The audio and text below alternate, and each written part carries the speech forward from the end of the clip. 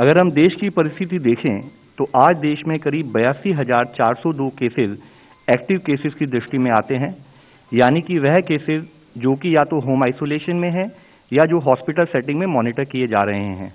देश में on an average 8,000 से अधिक केसेस पिछले एक हफ्ते का अगर हम एवरेज निकालें तो पाए जा रहे हैं और ओवरऑल केस पॉजिटिविटी देश की इस टाइम करीब 0.92% है। यहाँ अगर हम फर्दर डेटा को एनालाइज करें तो पाते हैं कि पिछले 24 घंटों में देश में टोटल 13,154 केसेस नोट किए गए हैं और जैसे कि हमने पिछले कुछ दिनों में देखा था कि देश में केसेस की संख्या में एक कमी नोट की गई है, उसके थोड़ा विपरीत हम देखते हैं कि पिछले 33 दिनों बाद हमने 10,000 से अधिक केसेस देश में फिर से नोट होने शुरू हुए हैं। 26 नवंबर ऑनवर्ड्स, दिसंबर ऑनवर्ड्स हमने केसेस में 10,000 से अधिक केसेस की संख्या नोट की है। इस कारण से हम सबको यही रिक्वेस्ट करना चाहेंगे कि जिस तरह से शार्प इंक्रीज पिछले 3-4 दिनों में नोट किया गया है, उसके तहत एक विजिलेंस की बहुत जरूरत है ताकि हम ओवरऑल अपने देश में इन्फेक्शन के स्प्रेड को रोक सकें। अगर हम देश में एक्टिव केसेस की एनालिसिस करें तो हम पाते हैं कि केरला में करीब 25.66% केसेस हैं और महाराष्ट्र में 21.3% केसेस एक्टिव केसेस हैं, यानी कि यह वो दो स्टेट हैं जहां पर 10,000 से अधिक संख्या में एक्टिव केसेस हैं।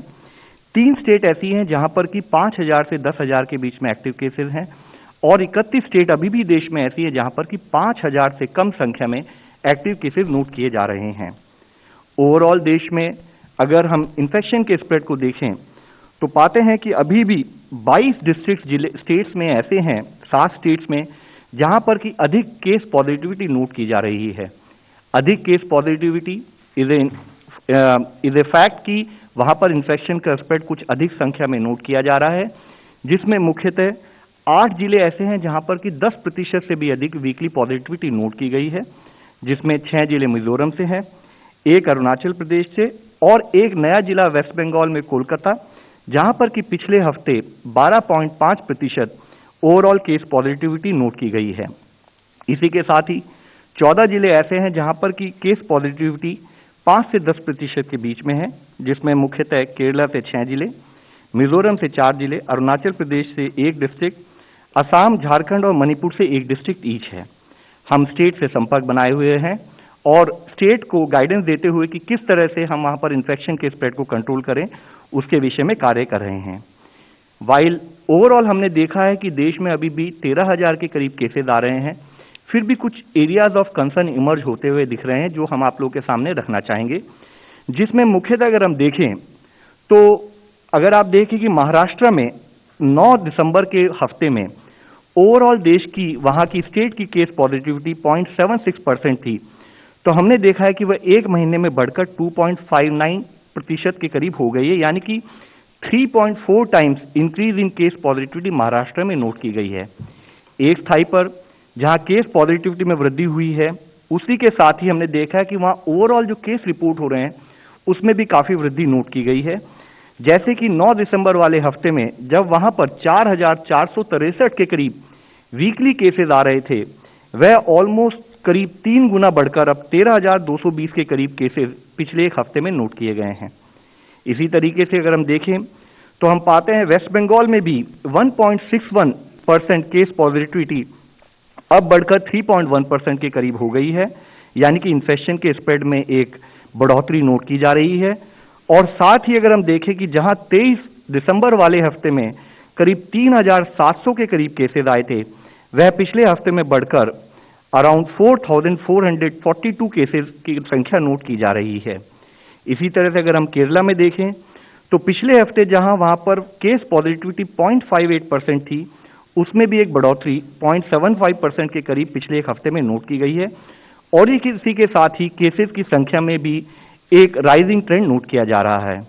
दिल्ली का केस अगर हम एनालाइज करें तो हम पाते हैं कि जहां दिल्ली में एक महीने पहले करीब 0.11% केस पॉजिटिविटी थी, वह बढ़कर अब करीब 1% के करीब हो गई है।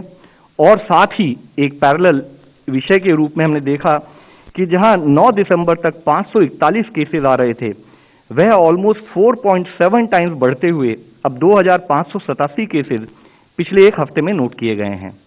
इसी तरह अगर हम देखें कर्नाटका में पिछले एक हफ्ते में जहां केस पॉजिटिविटी 0.31% थी, उसमें बढ़कर 0.52% हो गई है। इसी तरह से अगर 2014 केसेस अगर 23 दिसंबर वाले सप्ताह में नोट किए गए तो वह भी बढ़कर 2533 के करीब केसेस पिछले एक हफ्ते में नोट किए गए हैं। गुजरात में भी इसी तरीके से 0.19% केस पॉजिटिविटी बढ़कर अब 0.54% हो गई है। और अगर पिछले एक हफ्ते के डेटा को एनालाइज करें तो देखते हैं कि जहां 495 केसेस एक हफ्ते में आ रहे थे वह अब बढ़कर 3.4 टाइम्स यानी कि 1711 केसेस पिछले एक हफ्ते में नोट किए गए हैं। हम यह विषय आप सबके सामने इसलिए बताना चाहते हैं कि अगर हम ज्योग्राफिकल स्प्रेड देखें तो ओवरऑल देश के अगर नंबर आज भी हमें लिमिटेड दिखाई देते हैं, फिर भी कुछ इमर्जिंग एरियाज ऑफ कंसर्न है और जरूरत है कि उन एरियाज में हम स्प्रेड ऑफ इन्फेक्शन को रोकने के लिए रिक्वायर्ड कार्य करते रहें। इसी तरीके से हमने देखा है कि कुछ जिलों में भी sudden increase in cases note किया गया है, जैसे मुख्यतः मुंबई महाराष्ट्र में अगर आप देखें तो 7 दिसंबर से लेकर 28 दिसंबर वाले हफ्ते यानी कि 4 हफ्तों में केसेस की संख्या 1392 से बढ़कर 6787 केसेस हुई है, यानी कि approximately 4.8 time increase in cases. Pune में भी इसी तरह से काफी अधिक संख्या में केसेस और एक राइजिंग ट्रेंड नोट किया जा रहा है। महाराष्ट्र में सिमिलर वे में अगर आप देखें तो थाने में भी राइजिंग ट्रेंड नोट किया जा रहा है। बेंगलुरु अर्बन में कंटिन्यूड बेसिस पर राइजिंग ट्रेंड दिख रहा है। चेन्नई में भी इसी तरीके से 1039 केसेस की बजाय 1720 केसेस या एक हफ्ते में वृद्धि नोट की गई है। मुंबई सबअर्बन हो, गुड़गांव हो, अहमदाबाद हो या नासिक हो, इन सभी जिलों में भी एक राइजिंग ट्रेंड इन केसेस नोट किया जा रहा है।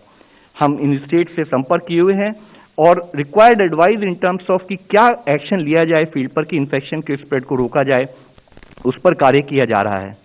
यहां जब हम देश की परिस्थिति के बारे में बात कर रहे हैं, आज जरूरी है कि हम ग्लोबल परिस्थिति को भी समझें और उसमें हम आप लोगों के सामने बताना चाहेंगे कि आज पूरी दुनिया में करीब 2 करोड़ 68 लाख के करीब एक्टिव केसेस हैं और ऑन एन एवरेज पिछले एक हफ्ते में 10 लाख से अधिक केसेस पूरी दुनिया में नोट किए जा रहे हैं।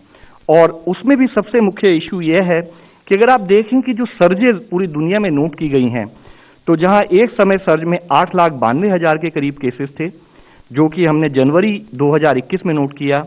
इसी तरह अप्रैल के माह में 9 लाख के करीब केसेस एक सर्ज के रूप में नोट किया गया और 6 अगस्त के समय पर जहां 8,20,000 के करीब cases on an average daily basis पर रिपोर्ट होते थे, उनको नोट किया गया। तो अगर पिछले 24 घंटों का डेटा हम वर्ल्ड लेवल पर एनालाइज करें तो एक एरिया ऑफ कंसर्न इमर्ज होकर आता है कि करीब 17,17,482 केसेस पूरी दुनिया में रिपोर्ट हुए हैं। और इसको फर्दर अगर हम डिटेल में एनालाइज करें तो देखते हैं कि जिसमें 4 देश ऐसे हैं जो कि अराउंड 58% ऑफ जो दुनिया के सारे कोविड केसेस आ रहे हैं पिछले हफ्ते में, वो उन 4 देशों से आ रहे हैं, जिसमें मुख्यतः यूनाइटेड स्टेट्स से अराउंड 28.8%, यूके से 12.5%, फ्रांस से 10.1% और स्पेन से 6.7%। यहां मुख्य विषय यह है कि नॉट ओनली यही कंट्रीज हैं, ओवरऑल हर कॉन्टिनेंट में कई कंट्रीज के अंदर एक राइजिंग ट्रेंड इन केसेस नोट किया जा रहा है। जैसे अगर हम यूनाइटेड स्टेट्स का डेटा एनालाइज करें तो देखते हैं कि जहां 1,21,000 केसेस एक हफ्ते में आ रहे थे, वह 4 हफ्ते होते होते 3 लाख के करीब पहुंच गया है। और जो एक मुख्य विषय है कि अगर हम पिछले 24 घंटे का यूनाइटेड स्टेट्स का डेटा देखें तो हम पाते हैं कि वहां पर 5,12,000 केसेस प्रति रोज की संख्या से रिपोर्ट किए गए हैं। यूनाइटेड किंगडम में भी approximately 2.7 time increase in cases और हम देखें कि ऑन एन एवरेज 1,30,000 के करीब केसेस पिछले एक हफ्ते में नोट किए गए और पिछले 24 घंटे का डेटा देखें तो further area of concern is कि वहां पर 3,19,000 केसेस रिपोर्ट हुए हैं। इसी तरह फ्रांस में भी केसेस 2.25 टाइम्स बढ़े हैं पिछले एक महीने के अंदर और 2 लाख से अधिक केसेस पिछले 24 घंटे में फ्रांस में नोट किए गए हैं। इसी तरह अगर हम स्पेन का डेटा देखें तो पाते हैं कि वहां पर 6.7 टाइम्स इंक्रीज इन केसेस पिछले एक महीने में नोट किया गया है और ओवरऑल 69,000 केसेस इस पर्टिकुलर कंट्री में नोट किए जा रहे हैं। यह विषय हम आप सबके सामने इसलिए लाना चाहते हैं कि जिस तरह से वायरस का इन्फेक्शन का स्प्रेड हम पूरी दुनिया में नोट कर रहे हैं, जरूरी है कि इंडिया जो अभी तक हमारी सिचुएशन है उसको समझते हुए हमें फील्ड लेवल पर क्या प्रिकॉशनरी स्टेप्स लेने हैं, हमें इन्फेक्शन स्प्रेड को कैसे रोकना है, उस पर हमें कंटिन्यूड मिशन मोड पर कार्य करने की जरूरत है। इसी तरीके से हम सबको पता है कि पिछले कुछ एक माह से हमारे सामने नए चैलेंज के रूप में एक new variant of concern Omicron भी डिटेक्ट किया गया है, जिसकी अगर ओवरऑल दुनिया की परिस्थिति देखें तो एक माह के अंदर ही करीब 121 देशों में 3,30,000 से अधिक ओमिक्रॉन के केसेस नोट किए गए हैं और टोटल 59 डेथ्स अब तक रिपोर्ट की गई हैं, जिसमें से मुख्यतः डेथ करीब 53 death United kingdom, 1 United states, 4 Germany और 1 ऑस्ट्रेलिया में रिपोर्ट की गई है। और अधिक केसेस की संख्या को अगर हम एनालाइज करें तो पाते हैं कि अधिकतम cases United kingdom, Denmark, United states, Germany, Norway और कनाडा में पाए जा रहे हैं। इसी के साथ ही एक और एरिया ऑफ कंसर्न हम आप लोगों के सामने दिखाएंगे।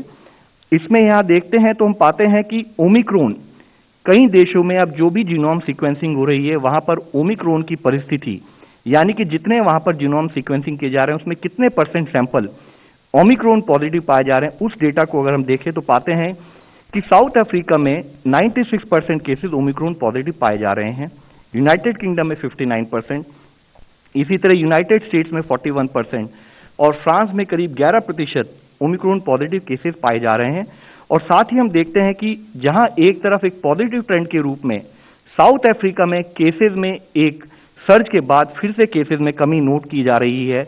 ऐसा लगता है कि केसेस की संख्या में एक विजिबल कमी आई है, लेकिन उसी के साथ ही और दूसरे देश है, जैसे इससे पहले हमने आपको बताया है, चाहे वो यूके हो, यूएसए हो और फ्रांस हो, वहां पर अभी भी एक कंटिन्यूड सर्ज इन केसेस नोट किया जा रहा है। WHO ने ओमिक्रॉन के बारे में जो अपना पिछला अपडेट 28 दिसंबर को दिया, उसमें उन्होंने बताया है कि ओमिक्रॉन जो वेरिएंट है उसमें पाया जा रहा है कि it has growth advantage over delta variant और इसका डबलिंग टाइम 2 से 3 दिन है। और साथ ही ये देखा जा रहा है कि यह पर्टिकुलर वेरिएंट अब कई देशों में एक डोमिनेंट कोविड का वेरिएंट बनके हमारे सामने आ रहा है, जैसे कि हमने इससे पिछली स्लाइड में आपको दिखाया है। यूनाइटेड किंगडम हो, यूनाइटेड स्टेट्स ऑफ अमेरिका हो, उन देशों में यह बाकी वेरिएंट को रिप्लेस कर मेजर डोमिनेंट वेरिएंट के रूप में उभर कर सामने आ रहा है। इसी के साथ ही यूनाइटेड किंगडम, साउथ अफ्रीका और डेनमार्क से जो इनिशियल डेटा आया है उससे यह पता लगता है कि ओमिक्रॉन वेरिएंट में एक रिड्यूस रिस्क ऑफ हॉस्पिटलाइजेशन है कंपेयर टू डेल्टा वेरिएंट, लेकिन साथ में WHO ने यह भी कहा है कि उसकी डिजीज की सीवियरिटी या उससे संबंधित management in terms of oxygen, ventilation की रिक्वायरमेंट, यह डेटा अभी फर्दर आने की जरूरत है। इसको फर्दर एनालाइज करके ही एक निर्णय पर पहुंचा जा सकता है। WHO ने यह भी बताया है कि चाहे कॉर्टिकोस्टेरॉइड्स हों या इंटरल्यूकिन 6 रिसेप्टर ब्लॉकर्स हों, यह अभी भी ओमिक्रॉन के लिए कंफर्टेबल पाए जाते हैं, इनसे हम मैनेज कर सकते हैं, इनसे ये अभी भी इफेक्टिव हैं। लेकिन मोनोक्लोनल एंटीबॉडीज में be able to less neutralise the Omicron variant, यह एक प्रिलिमिनरी डेटा के द्वारा पता लगता है। साथ ही WHO ने बताया है कि चाहे PCR टेस्ट हो, चाहे हमारे रैपिड एंटीजन टेस्ट हो, वह अभी भी ओमिक्रॉन वेरिएंट के लिए यूज किए जा सकते हैं। अगर हम ओवरऑल देश की परिस्थिति ओमिक्रॉन वेरिएंट के संबंध में देखें तो देखते हैं कि करीब 22 स्टेट्स में 961 के करीब ओमिक्रॉन वेरिएंट के केसेस पाए जा रहे हैं, जिसमें से 320 केसेस अब तक रिकवर भी हो चुके हैं। और मुख्यतः अगर देखें तो अधिकतम केसेस दिल्ली, महाराष्ट्र, गुजरात, राजस्थान, केरला और तेलंगाना इन स्टेट्स में पाए गए हैं। इसी के साथ ही हमने जैसे इससे पहले भी इस बारे में चर्चा की है कि ऑन ए कंटिन्यूड बेसिस, यानी कि जब 24 नवंबर को पहली बार साउथ अफ्रीका में ओमिक्रॉन वेरिएंट के बारे में बात की गई और उसके बाद 26 नवंबर को जब इसको वेरिएंट ऑफ कंसर्न के रूप में डिक्लेयर किया गया, तभी से कंटिन्यूड बेसिस पर देश पर इस पर निगरानी और इससे संबंधित क्या कार्य करना है उस पर कार्य चल रहा है। पिछले हफ्ते हमने इस विषय में चर्चा की थी। उसके साथ ही कंटिन्यूड बेसिस पर 13 दिसंबर को केरला और मिजोरम में जहां की हाई पॉजिटिविटी थी या अधिक संख्या में केसेस नोट किए जा रहे थे, वहां पर सेंट्रल टीम्स ने जाकर स्टेट को रिक्वायर्ड सपोर्ट प्रोवाइड कराया है। इसी तरीके से स्टेट्स को एडवाइस दी गई है कि कंटेनमेंट मेजर्स जिले में बहुत जरूरी हैं, जिसमें कि पर्टिकुलरली रेस्ट्रिक्शन इंपोज की जाए जहां पर कि टेस्ट पॉजिटिविटी 10% से ज्यादा हो या हॉस्पिटल बेड की ऑक्यूपेंसी, चाहे वो ऑक्सीजन बेड हो और आईसीयू बेड्स हो, उनकी ऑक्यूपेंसी में 40% से अधिक की बढ़ोतरी नोट की जाए। यहां यह इसलिए जरूरी है कि हम अगर रिक्वायर्ड रेस्ट्रिक्शंस और रिक्वायर्ड मैनेजमेंट पर ध्यान दें तो हम केसेस को बढ़ने से रोक सकते हैं, उसकी संख्या में कमी ला सकते हैं। इसके लिए रेस्ट्रिक्शंस और कंटेनमेंट मेजर्स पर कार्य करने के लिए हमने स्टेट से रिक्वेस्ट की है। साथ ही माननीय प्रधानमंत्री जी के लेवल पर एक हाई लेवल मीटिंग हुई थी जिसमें कोविड के विषय में, ओमिक्रॉन के विषय में और किस तरह से देश के हेल्थ सिस्टम को फर्दर अपग्रेड करने की जरूरत है, उस पर कार्य करने की जरूरत है, और स्टेट लेवल पर क्या क्या कार्य होने उस पर विस्तृत चर्चा हुई थी। इसी के साथ ही सेक्रेटरी हेल्थ के लेवल पर सारी स्टेट्स के साथ वीसी करते हुए उनको भी क्या क्या हमें हेल्थ इंफ्रास्ट्रक्चर रिलेटेड कार्य करने हैं उस विषय में अवगत कराया गया है। साथ ही जैसे जैसे केसेस में थोड़ा सा अधिक संख्या में नंबर नोट किया गया है तो स्टेट को फर्दर गाइडेंस के लिए, सपोर्ट के लिए 10 सेंट्रल टीम भी 25 दिसंबर को 10 स्टेट्स में भेजी गई हैं, जिसमें मुख्यतः झारखंड, कर्नाटका, केरला, महाराष्ट्र, मिजोरम, पंजाब, तमिलनाडु, उत्तर प्रदेश, वेस्ट बंगाल और बिहार स्टेट्स हैं। और साथ ही मिनिस्ट्री ऑफ हेल्थ ने अपनी जो 27 दिसंबर की लास्ट एडवाइजरी इशू की है उसमें उन्होंने बताया है कि जो मिनिस्ट्री ऑफ हेल्थ ने रिक्वायर्ड मैनेजमेंट से रिलेटेड एक नॉर्मेटिव फ्रेमवर्क की बात की है उसको एक पकड़बंदी के तरीके से फील्ड लेवल पर इंप्लीमेंट किया जाए। हमने इस विषय में पहले भी चर्चा की है। ओवरऑल कोविड और ओमिक्रॉन की परिस्थिति को समझते हुए देश में और दुनिया में केसेस किस गति से बढ़ रहे हैं या किस तरीके से फैल रहे हैं उसको समझ के, इमर्जिंग एविडेंस को समझकर डेली बेसिस पर 25 नवंबर से ही माननीय हेल्थ मंत्री साहब के लेवल पर एक मीटिंग की जाती है, जिसमें कि concern senior officials, public health experts और टेक्निकल एक्सपर्ट्स होते हैं, जिसमें कि इस इमर्जिंग एविडेंस को समझते हुए फील्ड पर किन किन कार्यों को करने की जरूरत है उनको प्रायोरिटाइज किया जाता है और उनको क्रियान्वयन का कार्य किया जाता है।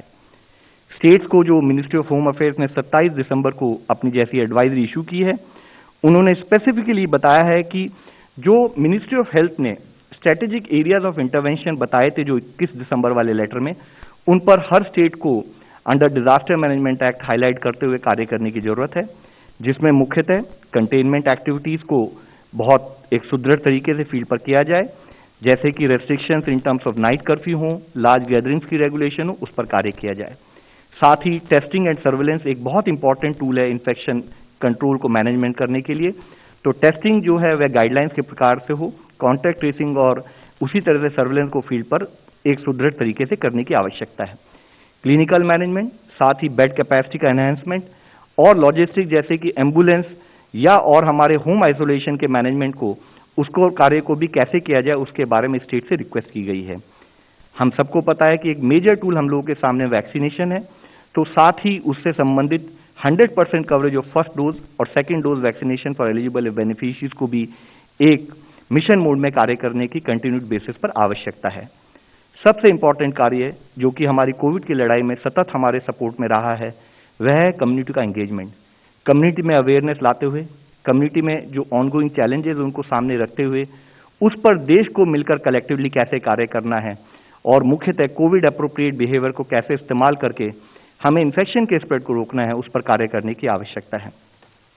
MHA की इस एडवाइजरी में यह भी बताया गया है कि मॉनिटरिंग के लिए जरूरी हो तो चाहे क्रिमिनल प्रोसीजर कोड सेक्शन 144 के तहत या कोई भी disaster management act, Indian penal code या कोई भी लीगल प्रोविजन हो, उसको इस्तेमाल करते हुए अगर किसी कारणवश after having created required awareness हम पाते हैं कि कहीं पर भी कोविड अप्रोप्रिएट बिहेवियर से संबंधित उन एक्टिविटीज का उल्लंघन किया जा रहा है तो उसको कंट्रोल करने के लिए स्टेट लेवल पर रिक्वायर्ड कार्य किया जाए। देश में वैक्सीनेशन को कंटिन्यूड बेसिस पर आगे ले जाया जा रहा है। अब तक देश की अप्रॉक्सीमेटली 90% ऑफ एडल्ट पॉपुलेशन को हम कवर कर चुके हैं फर्स्ट डोज के द्वारा। 84.16 करोड़ डोजेस फर्स्ट डोज के रूप में दी जा चुकी हैं। 59.67 करोड़ डोजेस सेकेंड डोज के रूप में देते हुए देश के 63.5% ऑफ द एलिजिबल पॉपुलेशन को कवर करते हुए देश ने अब तक 143.83 करोड़ डोजेस टोटल एडमिनिस्टर की हैं। हमारे फील्ड लेवल जो वर्कर्स हैं उनके कंटिन्यूड एफर्ट्स के चलते हम लोग अब 68 लाख के करीब वैक्सीन डोजेस प्रति रोज एडमिनिस्टर कर रहे हैं और अगर हम देखें तो इस एक माह में ही, पिछले माह में अब तक हम 19.72 करोड़ डोजेस अब तक देश में एडमिनिस्टर कर चुके हैं। इसी के साथ ही माननीय प्रधानमंत्री जी ने देश के अपने एड्रेस में यह फिर बताया था कि कोविड-19 वैक्सीन अब 15 से 18 साल के बच्चों के लिए भी 3 जनवरी से शुरू की जाएंगी। साथ ही जैसे कि हमने इस विषय में कई बार इस मंच पे भी चर्चा की है कि हेल्थ केयर फ्रंटलाइन वर्कर्स हमारे देश की एक बहुत बड़ी संपत्ति हैं, तो उनके लिए प्रिकॉशन डोज के रूप में वैक्सीन डोजेज को भी 10 जनवरी से स्टार्ट किया जाएगा। साथ ही हमारे वह नागरिक जो कि 60 साल से अधिक आयु के हैं और जिनको कोई कोमॉर्बिडिटी यानी कि कोई एग्जिस्टिंग बीमारियां भी हैं, उनको भी प्रायोरिटाइज करते हुए उनको ऑप्शन दी जाएगी कि वह भी प्रिकॉशन डोज को 10 जनवरी से ले सकें। इसी के साथ ही देश में हमारी जो वैक्सीनेशन, जो चिल्ड्रन प्रिकॉशन डोज जो हमारी शुरू होगी, वह इससे पहले जैसे मैंने बताया है, उसके लिए रजिस्ट्रेशन और अपॉइंटमेंट प्रोसेस, सेल्फ रजिस्ट्रेशन जैसे कि इससे पहले अलाउड था, और फैसिलिटेटेड रजिस्ट्रेशन यानी कि आप जाकर साइट पर जाकर भी अपने आप को रजिस्टर कराकर उन डोजेस को लगवा सकते हैं, वह एक ऑपरेशनल गाइडलाइन उस पर कार्य चल रहा है। इसी के साथ ही जो प्रिकॉशन डोज हम पर्टिकुलरली हमारे हेल्थ केयर वर्कर्स हों या हमारे एल्डरली पॉपुलेशन हों, उनको रिमाइंड कराने के लिए कि precaution dose now they may be eligible, तो उनको हम एसएमएस के द्वारा भी उनको बताएंगे, और साथ ही अगर उनको वैक्सीनेशन सर्टिफिकेट चाहिए तो वैक्सीनेशन सर्टिफिकेट में भी रिक्वायर्ड बदलाव करते हुए प्रिकॉशन डोज का मेंशन किया जाएगा। इसी के साथ ही जो हमारी ऑनगोइंग बैटल है कोविड-19 के अगेंस्ट, उसको फर्दर स्ट्रेंथन करने के लिए, उसको फर्दर मजबूत बनाने के लिए माननीय हेल्थ मिनिस्टर साहब के लेवल पर बताया गया था कि कोवोवैक्स और कोर्बेवैक्स 2 वैक्सीन और मोलनुपिरेविर एक दवाई का भी हमारे ड्रग कंट्रोलर ने उसको इमरजेंसी यूज ऑथराइजेशन दिया है, और ये दोनों वैक्सीन जो हैं कोर्बेवैक्स और कोवोवैक्स, इनको 18 साल से अधिक लोगों को अलाउ किया जाएगा। और पहली वैक्सीन जो है वह प्रोटीन सब यूनिट वैक्सीन है, जिसको कि बायोलॉजिकल ई नाम की एक कंपनी बना रही है। दूसरी वैक्सीन सीरम इंस्टीट्यूट के द्वारा बनाई जा रही है। इसी तरीके से मोलनुपिरेविर जो कि एक एंटीवायरल ड्रग है, उसको भी इमरजेंसी यूज के लिए अप्रूवल दिया गया है। यह पाया गया है कि यह ड्रग पर्टिकुलरली एडल्ट पेशेंट जिनको कि high risk of disease progression यानी कि जिनमें डिजीज के बढ़कर और कॉम्प्लिकेशन आने की संभावना है, उसके लिए यह काफी यूजफुल हो सकती है। और यह ड्रग देश में 13 कंपनीज के द्वारा बनाई जाएगी और एक मेडिकल प्रेस्क्रिप्शन के तहत ही इसको मेडिकल स्पेशलिस्ट द्वारा प्रेस्क्राइब किया जा सकता है। इस विषय में बात करते हुए हम आप सबके सामने फिर से लाना चाहेंगे, जब माननीय प्रधानमंत्री ने देश को एड्रेस किया था तो उन्होंने कुछ मुख्य अंश कहे थे, जिसमें एक अंश था कि हमें अभी भी विजिलेंट रहने की जरूरत है। हमें अभी भी जरूरत है कि हम कोविड अप्रोप्रिएट बिहेवियर पर कार्य करें।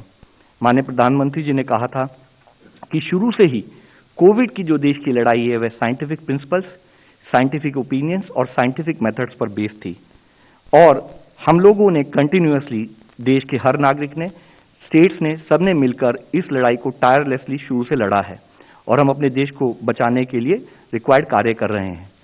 लेकिन उन्होंने जब इस बारे में बात कही थी तो उन्होंने ये भी कहा था कि जो ये एफर्ट हैं, जो देश में अब तक एफर्ट हुए हैं, ये एफर्ट प्रूफ हैं हमारे हेल्थ सिस्टम की, टीम डिलीवरी की, डेडिकेशन के, हमारे हेल्थ केयर वर्कर्स के एफर्ट के, और साथ में एक कॉमन मैन के ट्रस्ट के, जिसने साइंस के डिसिप्लिन को इस्तेमाल करते हुए देश की इस लड़ाई में हर समय अपना सहयोग दिया।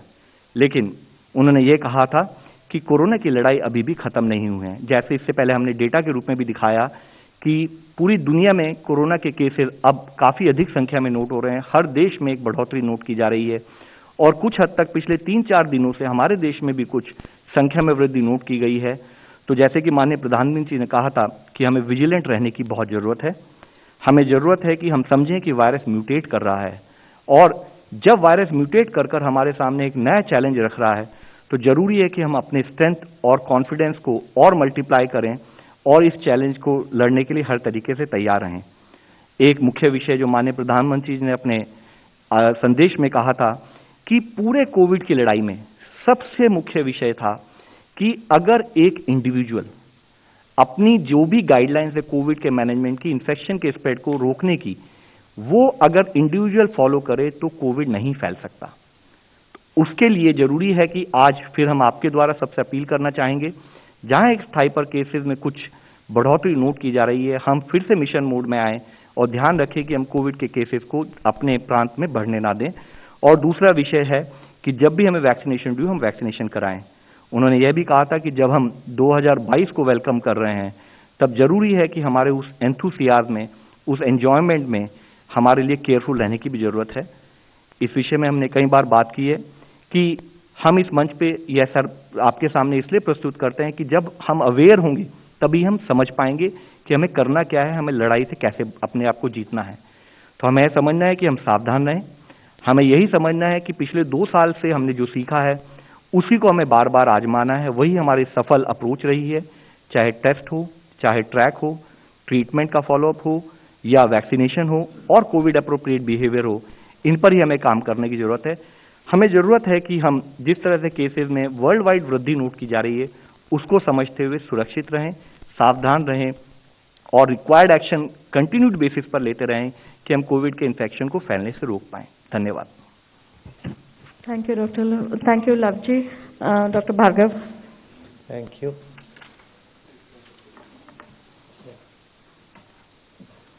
So can we have the presentation? Yeah. Next So presentation. now the purpose of these 5-6 slides today is to the purpose of this presentation today is to apprise you of COVID immunity. First of all, how do we get it? How we have got it, either after an infection or after a vaccination. So the question remains, how long does that last? And that is what we will put before you in a scientific perspective. Now we know the whole virus SARS-CoV infects an individual in natural settings. This virus elicits three kinds of responses. One is antibody mediated, the second is cell mediated immunity, and then there is immunological memory. And measurement of antibody titer alone does not capture the entire protection. So that is very clear. However, it is well known, and we will be talking about some of that data, the durability of immunity post-infection persists for about 9 months. So if you get an infection, for 9 months you are generally protected. And what is the evidence? The evidence is the following, and this is global evidence. Immunological memory for SARS-CoV lasts for more than 8 months after natural infection. This is from USA, published in Science. Then there is antibody and cellular response more than 9 months after infection from China. Then longitudinal investigations in USA of multiple studies have shown that the antibody responses persist for more than 13 months post-infection. And the systematic review of 10 studies from Israel, England, Denmark, USA, Austria and Italy have that more than 90% reduction in reinfection up to 10 months. So you're protected for up to 10 months. That is the, so 8 to 10 months, 8 to 13 months, that is the general, so that is why we like to say that up to 9 months and take a slightly conservative estimate of that, and that is. What is the evidence from India? There are 3 studies, 2 from ICMR and 1 from Bombay, on 284 patients, on 755 patients, and 244, that it persists for up to 8 months, 7 months, and 6 months, and these are all published data from infection that occurred in 2020, 2021, and that has been followed up for 8 to 9 months, and that is where we stand. So 90% is at least up to 8 months. Now this is the immunity that I talked about, provided by a natural infection, lasting up to 8 to 13 months, and most probably, so we've taken a conservative of 9 months. Then vaccination can provide immunity, and majority of Indians have received either of the 2 vaccines. And we know the 2 vaccines, we will talk about them. Some vaccinated individuals had prior symptomatic infection, and some vaccinated individuals had prior asymptomatic infection. That is why if you look at the seroprevalence, that was 67% in June, July, and in Delhi they'd come up to about 90%. So some of them were asymptomatic. So in essence, what is the summary of this point I want to emphasize is that multiple exposure to the virus antigen has happened, whether it be through the vaccine or through infection or through contact. And the durability of this immunity also persists for up to or more than 9 months. And what is the evidence that we have, scientific evidence for this immunity to persist for up to 9 months?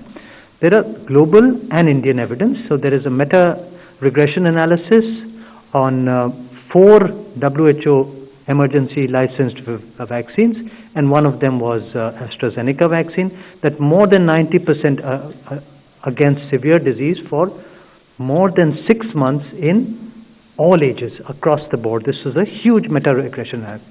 And more other important point is recovered and vaccinated, that is hybrid immunity, that is people who have recovered after an infection and have been vaccinated, or vaccinated and then also had disease and recovered. So that is called hybrid immunity, and those promotes a slightly stronger response and lasts slightly longer, and this robust antibody titers after second dose may be more than 6 months. That is published in a very important journal called the Nature. Now, what is the evidence from India? So we have 3 studies, and there are a few more. I've just taken out the 3 key ones. One is from Calcutta, the other is from Kerala, and the third is from Chennai, and they have looked at presence of persistence of cell-mediated immunity is 10 months, both Covishield and Covaxin. This is from Calcutta, after a vaccination alone. We do not know the infection status, whether they got asymptomatic, but what is the duration of persistence of cell-mediated immunity in vaccinated individuals is up to 10 months with both, either with Covishield or with Covaxin, and this is a large study. The other is hybrid immunity with Covishield is stronger than only infection or vaccination. So if you have had an infection and a vaccination, your immune response is more than only infection or only vaccination. So important thing is that vaccination is absolutely essential. And this is another study from Chennai, which is on healthcare workers, that more than 70% of 116, good concentration of both anti-S antibody and neutralizing antibody for more than 6 months following vaccination. So now coming to the vaccines that are being used in India. We know that there are 2 vaccines which are the main players of. One is the whole virion killed vaccine with an innovative adjuvant, that is the Covaxin. And the second is a viral vector-based subunit vaccine, that is Covishield. And vaccine recipients are vulnerable due to intense transmission dynamics. So the transmission dynamics expected, what we are seeing in USA or in Europe, are intense. And our 1-dose coverage is 90%, and 2-dose coverage, I should stand corrected, is 63%. So that has happened as far as India is concerned. So this much vaccination has happened. We know the number of cases, we know the seroprevalence, that is also to be factored in. And the third point is that the transmission of Omicron is 3 times or 4 times more than the Delta variant also. So that will also be exposing people for this. So next. So my last slide is, in terms of the precautionary dose, we have to remember one important point, and that is the most important point, is that all COVID vaccines, whether it be from India, from Israel, from USA, from Europe, from UK or China, all these vaccines are primarily disease modifying. They do not prevent infection. So they are not infection preventing. So precautionary dose is primarily to mitigate the following 3 things. 1, severity of infections. 2, hospitalization and death. Now this is very important for individuals who are elderly, immune compromised, on chemotherapy, or patients of chronic obstructive lung disease. So these are patients where a precautionary dose would be useful to prevent the 3 serious disease, hospitalization and death. And the important 3 points that I want to stress on is mask use before and after vaccination is must. Mass gathering should be avoided before and after vaccination. And earlier and currently circulating strains spread through the same route. They are all spreading through the respiratory tract, through the airborne. So we have to remember that whether the virus is mutating, it spreads by the same route. And last and the most important point, which has already been emphasized by Srilava Agarwal ji, is that the treatment guidelines for the earlier and the current circulating strains remains same. The treatment does not change, it remains the same. Home isolation remains an important parameter, important pillar, and hospitalization will be limited to those, particularly those who are unvaccinated. Those who are unvaccinated will be the ones who will be admitted to hospitals. People who are immunocompromised and chemotherapy will be the ones who will be admitted to hospitals and will require more care. So I will stop here. Thank you. Thank you, Dr. Bhargav. Dr. Paul. Thank you. Briefly, 2 points. Firstly, since we met last about 6-7 days ago, there is a changing scenario in pandemic situation you can notice today. We were nationwide having around 7,000, 6,500 cases at that time. And today we have seen in detailed presentation that there is an uptick. We have seen 13,154 cases yesterday.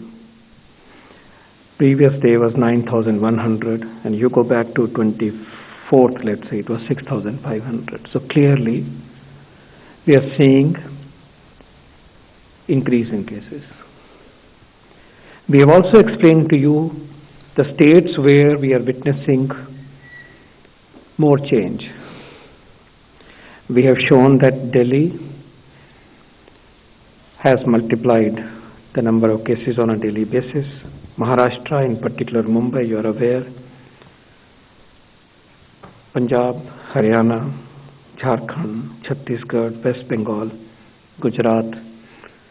So several states are showing a trend which is going up. We believe on the scientific basis that R0 is 1.22 from the available data in public domain. So the cases are now enlarging, not shrinking. So far, the deaths are stable. Deaths are in the range of 260, 250, below 300 typically, and that remains stable, which is reassuring as of now. As the scenario emerges, we believe what we are witnessing could be part of the global rise in cases pushed by the Omicron virus in the world. We believe, and we are updating you on the available information, which takes a little extra time for us to recognize and identify the variant. But we believe that this push is a part of the global upsurge, which is related to Omicron, but we'll continue to update you on the specifics of this. As has been communicated, we are already aware that this variant is highly transmissible, and that perhaps explains the speed with which it is rising in the world. As we have explained, the severity issues are unsettled, and we quoted to you the WHO statement. Severity, hopefully mild, but cannot be taken for granted. This is work in progress. These are important facts for us to know. So, it's a reality check today, and we would urge you, first and foremost, there is no need to panic, because as a nation we are prepared, and a nation we have experience, and we have the massive shield of very high coverage of the vaccine. I repeat, no need to panic. But there is a need to be prepared and to be responsible and to be disciplined. And here we must follow the restrictions and the rules that different state governments will impose in the larger interest, and the framework is available to them. Several state governments have taken appropriate measures. And here, as very nicely stated by Dr. Bhargav, all variants enter through the same route, and that route can be blocked by wearing a mask. The mask will not get out of fashion. Mask remains the final frontier in the face of this variant. In addition to the vaccine protection that you have inside your body, but the virus is an external agent, and it has to pass through the barrier of the mask, and that makes it even more difficult, in addition to be prepared internally to fight this virus. So mask, mask, mask. Even more important today.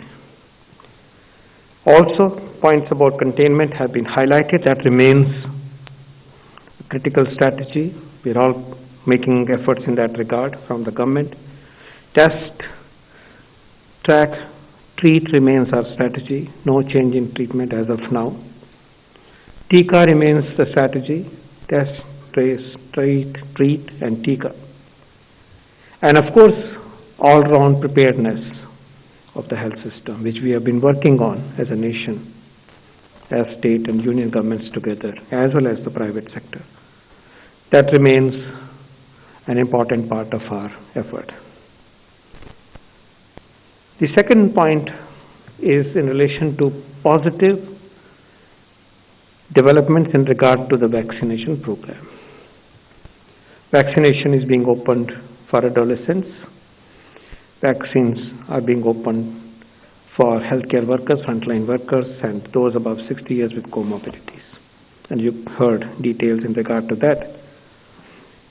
Other positive news is having 2 new vaccines receiving the licensure and also a drug receiving the licensure.